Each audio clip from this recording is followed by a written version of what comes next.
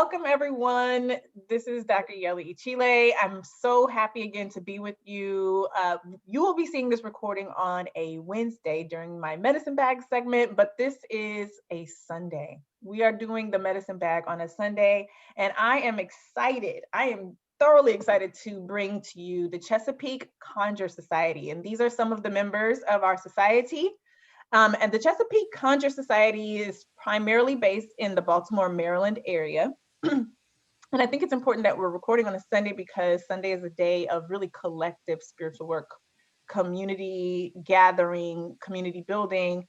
And I just wanted to really quickly introduce you to the members we have with us today. We have Aisha Sneed, we have Harold Little Lightning Jones, we have Hess Love, and we have Toya Smith. Thank you so much for being with me today, with all of us today. And what I want to do is really quickly let folks know what the Chesapeake Conjure Society is and what Conjure is in a broader sense. So when did the Chesapeake Conjure Society begin? Should I answer that? You know what? I think it started a couple of years ago, but we didn't have a formal name. And the things is we had an event. So we had Say Her Name, we had Twerk in the Trees, we had so many things happening that we did. But whenever folks like, is there like a community? Is there a community? Like, no, not really, but we do stuff. And so pretty much Chesapeake Conjure Society exists as a way to name and place the things that we've always done or been doing for multiple years. That's wonderful. So building on that, since this was really more of an organic coming together because you were having events and like-minded people who practice hoodoo and see the importance of it and how pervasive it is in our lives as Black people, how did you connect back into hoodoo itself? What is it? For people who don't know what Conjure is or hoodoo is, how would you explain that to them? I can jump in. So hoodoo, conjure, root work are names that we kind of use for a same general practice. And it is the African traditional religion of African Americans. So people here in what is known as the States now. When folks ask me to give them a really quick one sentence answer about what hoodoo is, I say hoodoo is Blackness. So everything we do, everything we are, everybody we are, the way we live in this world, all of that is hoodoo. It is our faith practice, our religious practice, our dances, our songs, ourselves, and the way we move in the world is hoodoo. Oh, Shay, that's wonderful to hear. There's hoodoo in everything we do as Black people. It is because what we do is spiritual. It is inherently therapeutic and connective and all that. Does someone else want to build on that and more to contribute? How do we understand hoodoo? Yes, I heard it referenced in ethno-religion. And I thought that was, just a very succinct definition, that it definitely is an ethno-religion, like comparatively Judaism. You don't have to practice to be hoodoo, but hoodoo exists in Blackness, but you have to be Black and have this experience to practice. It's a part of your culture. It's a part of your culture. Wow, that's beautiful. So how will we help to kind of, I don't know, correct some of the misunderstandings? What is the most misunderstood aspect of hoodoo in your experience? That is devil worship. That is devil worship. Most of our ancestral understandings, and when I say ancestral understandings, I mean African understandings, specifically West African, because most of us who are now this new tribe of people known as African Americans are of West African descent. Most of those understandings do not have a devil. And so since we do not have a devil, this cannot in fact be devil worship, right? Most of hoodoo, aside from our interaction with nature and with the spirits of place, is based on ancestor veneration. If your grandma wasn't the devil when she was here, she ain't the devil after she dead, right? So if what we're doing is working with our people, our direct bloodlines, and our community ancestors, our collective ancestors as Black people, it's no way in the world we worshiping the devil. We are sitting at the feet of our folks the same way we did if they were here in the physical realm. We do it now that they live in the spirit. That's awesome. More misconceptions we'd like to clear up. I'd like to jump in. This is probably for those who have a vague knowledge of hoodoo, about what they can use hoodoo for. And this kind of goes personal to me, but I've noticed a lot of people tend to degrade hoodoo down to a bunch of tricks. It's not about that. Hoodoo is about healing and justice. It's about uplifting and elevating. It's about using what the earth provides to help you and your community, so to think that it's just, a bunch of tricks thrown out at people and things you don't like is a very, very dangerous misconception. Sorry, that is an important intervention. So a lot of people think of hoodoo as just like hexes and making somebody fall in love with you and spells and things like that, as opposed to really using this as a tool for helping, healing, and connecting community. So that's a really great segue into the next question. So how is hoodoo revolutionary? How is it a part of our liberation struggle? How does it address things like racism and capitalism, and sexism, and homophobia, and environmental destruction? How does hoodoo address and get us free? Hoodoo is liberation theology. It was the first. It was a rejection of Euro identity of whiteness. It was the amalgamation of all of our 46 ethnic groups and our practices, trying to survive and survive whiteness. It is liberation. So it is communalism. It is community work. It is maintaining our Africanness here in this space.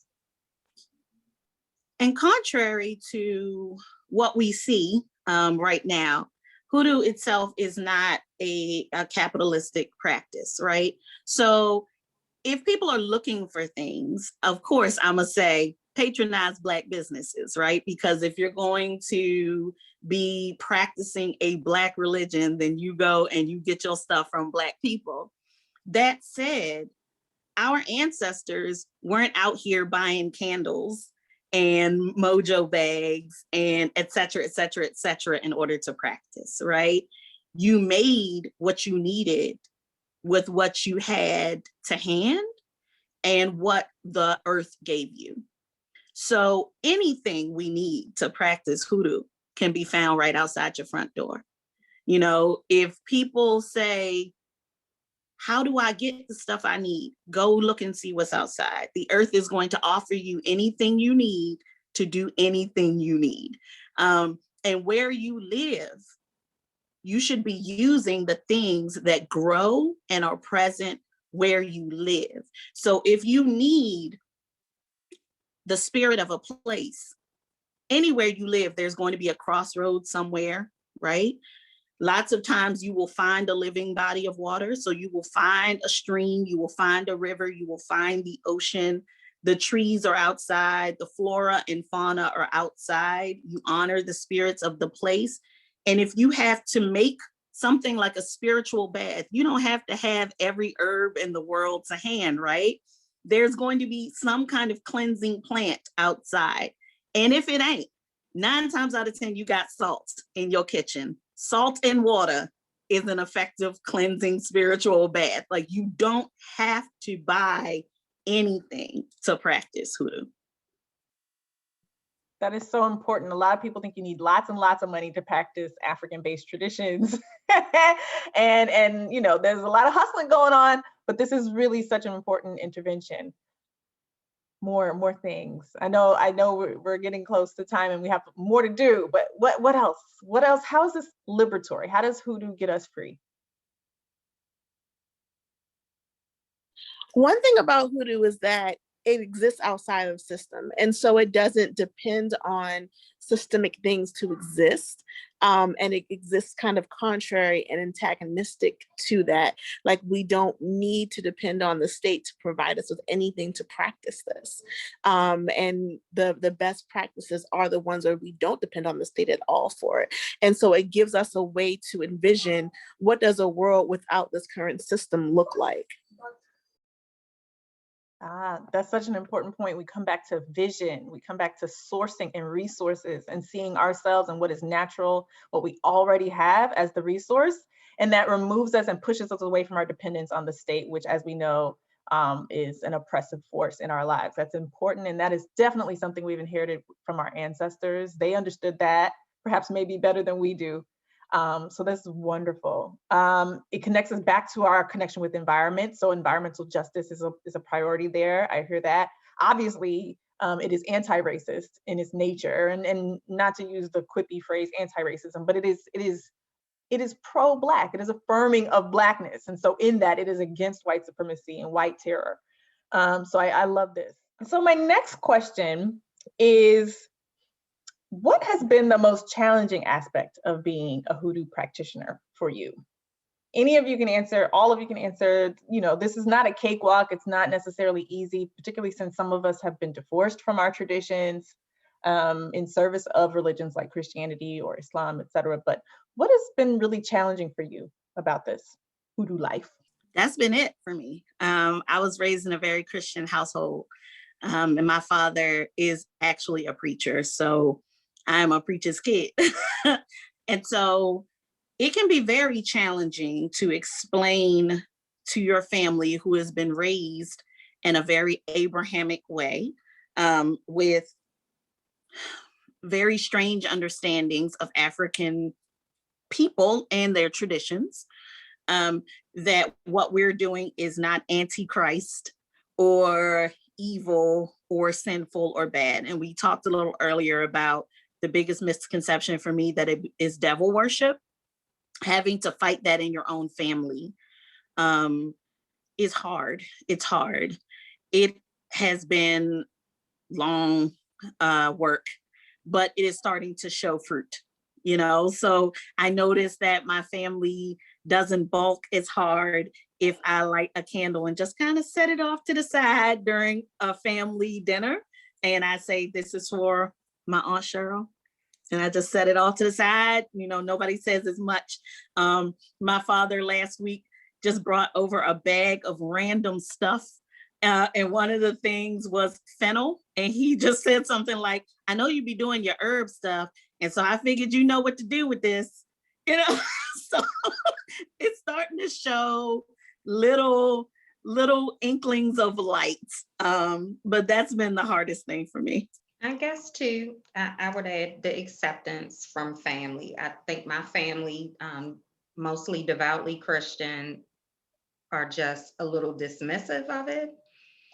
You know, they see my shrines, they see my altar, they pay it no mind. If I put it, oh, that's just symbolic. I feed the ancestors. It's symbolism. She's going to the cemeteries and we don't do that. But what's so funny is my family has had long held practices that are very hoodoo, like keeping certain traditions, going on certain holidays to cemeteries and cleaning the graves of their loved ones, but mostly Christian. So when it gets to altars and shrines, it's just, she's just doing something. Something, whatever that something is. What are the most beautiful or empowering aspects of hoodoo for you? What's the most wonderful thing? Oh, I had something to add to the challenge. Oh, sure. My kids just started getting kind of quiet, and they're still in the background making noise. But I think for me, a challenge that I face as a hoodoo is the fact that a lot of people, including Black people, have accepted the white reimagining of hoodoo. They see it as tricks. They see it as not a religion. They see it as just backwoods type of stuff. And it has been a challenge trying to combat that, because not only is it a systemic attitude, but some of our own folks, even some folks who are in other ATRs, do hold that attitude towards hoodoo as well. Oh, yes. And by ATRs, we mean African traditional religion. So other people actually tend to look down on hoodoo as if it's not a valid tradition. Got it. Harold, did you want to build on that now that you're back? Were we still on the challenging aspect? Yes. Okay, yes. So for me, the most challenging part was getting past my own self. The belief that my family and my loved ones and my friends would not support me in this. I'm a very inherently private person.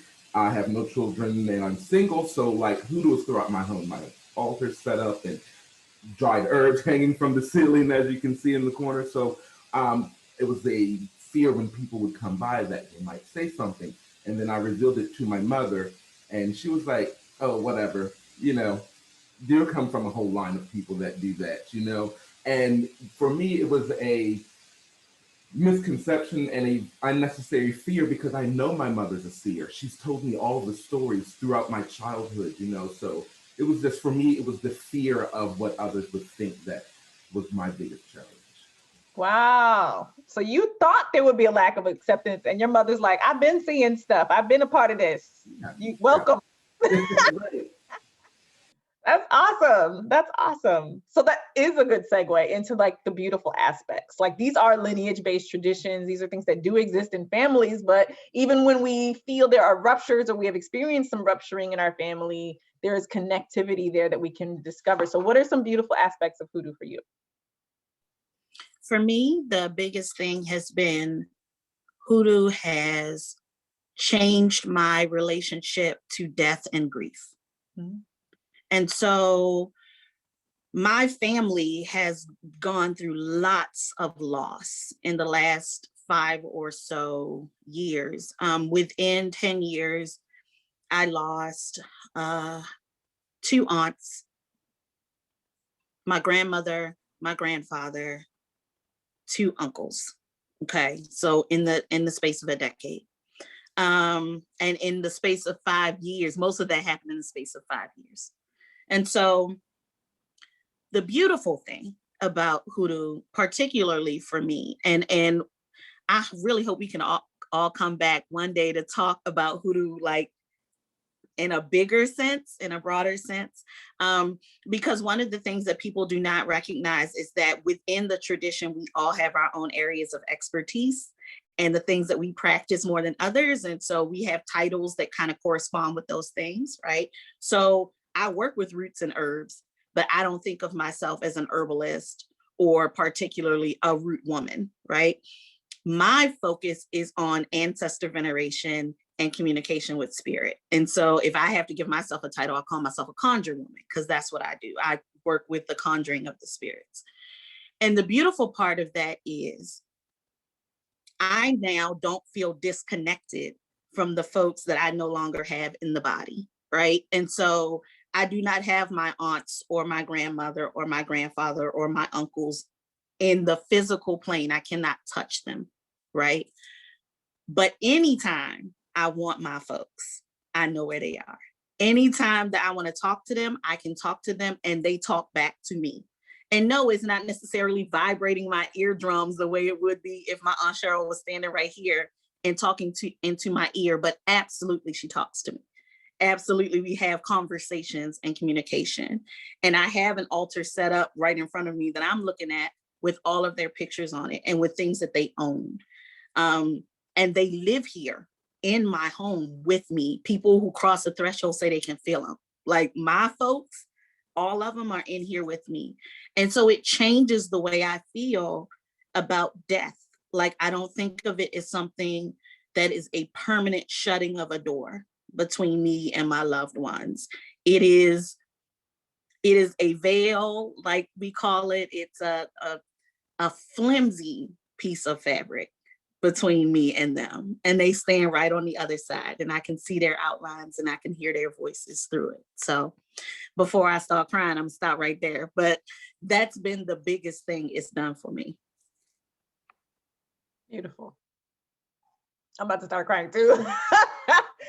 Oh, more beautiful things in hoodoo. That was so much. Oh my gosh. One beautiful thing about hoodoo for me, and again, my kids are loud, is that it always tells Black people that we're whole and that we're living, and that's so important. So much of our conversation is about how broken and fragmented and victimized we are, but there's so much about who we are that is whole and brings wholeness, reinscribes our wholeness. Absolutely.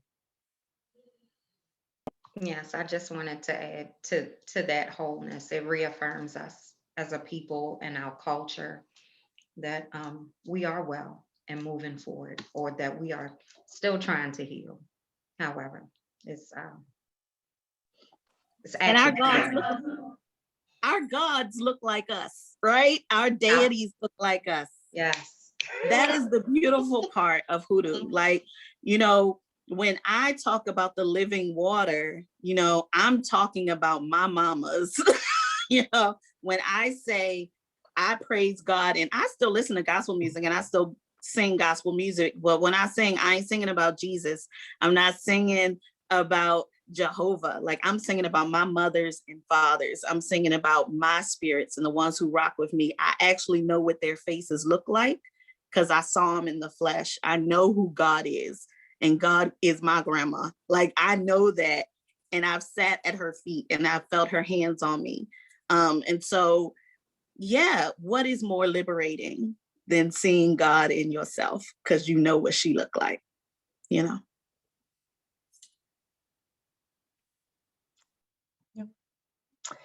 And so we could talk forever, and we're going to have you all back. Absolutely. I think people need to know that these important understandings exist at a very localized grassroots level. These are everyday people living everyday lives, walking around, interacting with you. And these are the things that make them great. These are the things that make them healthy, whole, valuable. They are adding value to the community.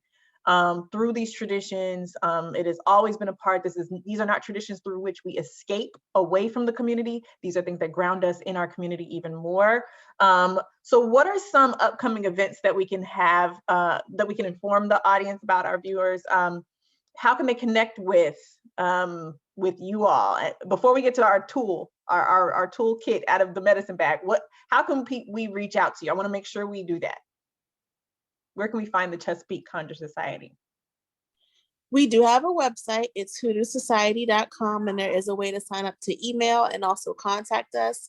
We're also a group of different people. So for those of us who do have the settings to follow, you can follow us. I know Toya has her settings open. I have my settings open. A few of us have our settings open that you can follow us on social media. A couple of events coming up. So on May 8th, a friend of mine who's also like a part of Chesapeake Conjure Society and also has her own thing called the Conjure Collective, Jakendria, is hosting Mojo Twerkin. It's a virtual event. We also have another upcoming virtual event where Alexis, who's a great member of the Chesapeake Conjure Society, brought on a friend of hers to teach us how to do a ring shout.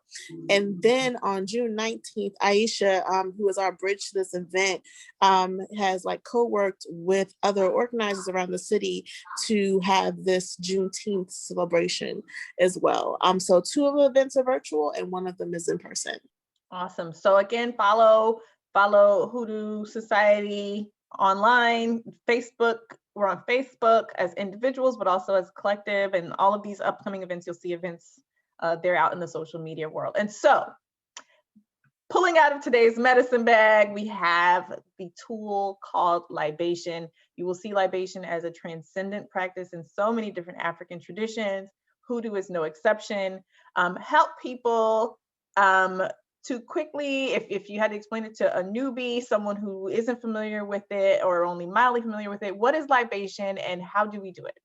So libation is the pouring, or I flick it with my fingers, but it's the pouring of water or other things. For instance, we have traditional liquors like gin or whiskey that you can use onto the ground in honor of our ancestors and spirits.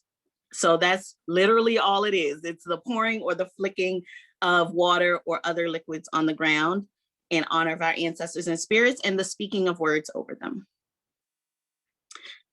So I guess I can like scooch back just a little bit and show you. I just have a little cup of water here, and it's very easy. You can literally pour this water onto the ground or on the floor if you're in your house. It doesn't matter if it hits the floor. It's just putting it on the ground in honor of our ancestors, because we believe they live underground, of course, now, right?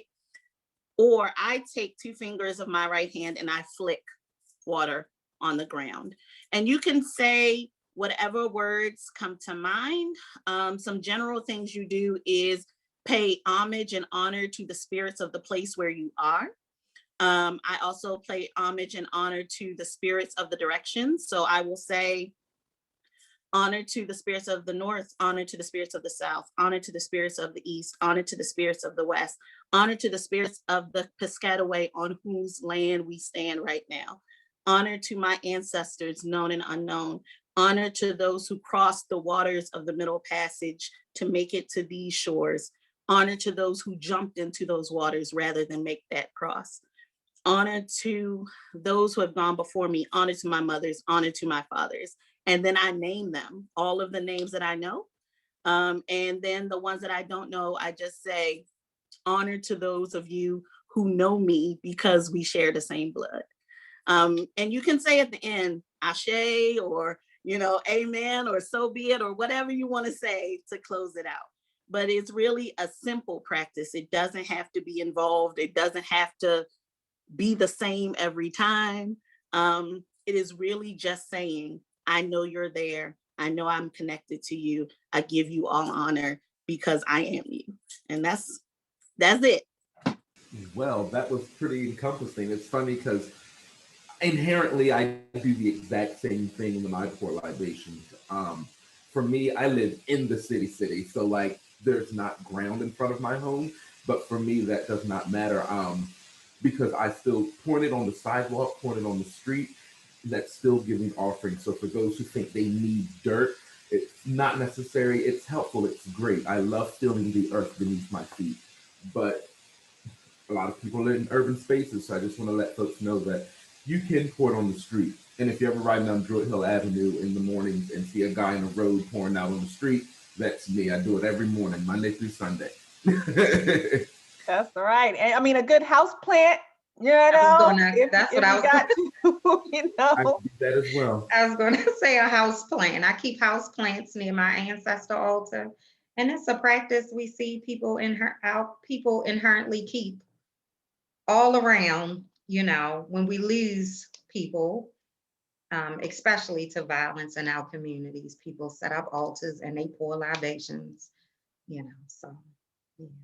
Thank you so much. This has been beautiful. We will have to have you back. You are all teachers in your own right. Just the way that you are able to articulate things for people. I hope people were able to take so many things away from this. I was, and I'm just moved. I thank you that we understand that what we have is we're the ones we've been waiting for. What we have is what we need. We have everything we need to get free and to create spaces of freedom along the way. Once again, this is the Medicine Bag. This is the RemiX Morning Show. This is Black Power Media. Thank you everybody again for joining us, and we will see you next Wednesday.